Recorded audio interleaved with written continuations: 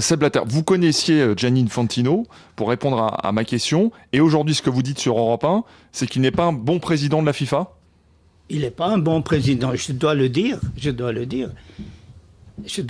parce que à juger les présidents anciens, et aussi me mettre moi un peu dans le bain, je dois dire, il était dans cet centre international du sport, il l'a quitté, et il est allé travailler à l'UEFA, et puis à un moment donné, je ne l'avais même pas su, il voulait venir travailler à la FIFA.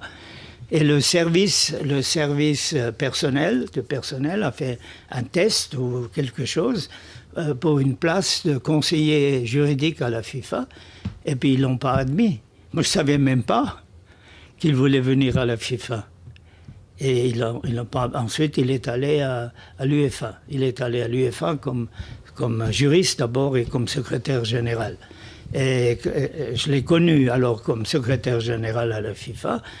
Et ce n'était pas celui qui soutenait les décisions du comité exécutif de la FIFA, parce qu'à l'époque, il y avait une sorte de concurrence entre la FIFA et l'UEFA. Et quand on a essayé par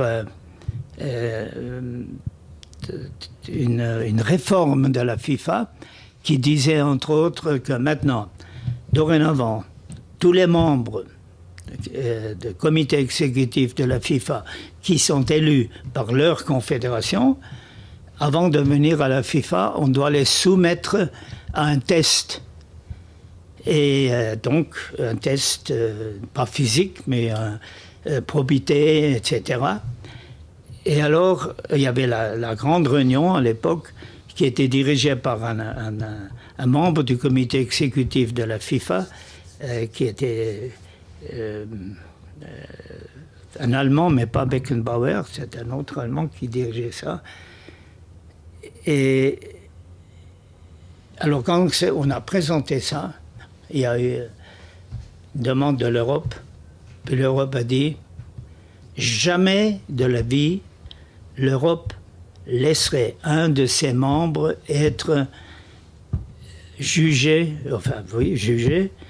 par une commission de la FIFA. » Et après coup, les autres confédérations disent eh ben, si ça vaut pour l'Europe, ça vaut aussi pour nous. Et donc, ce grand changement qu'on voulait mettre pour éviter ce qu'on a vu après, tout le mal que ça peut faire si on ne regarde pas qui vient à la FIFA, eh ben, c'était boycotté par l'UEFA de l'époque.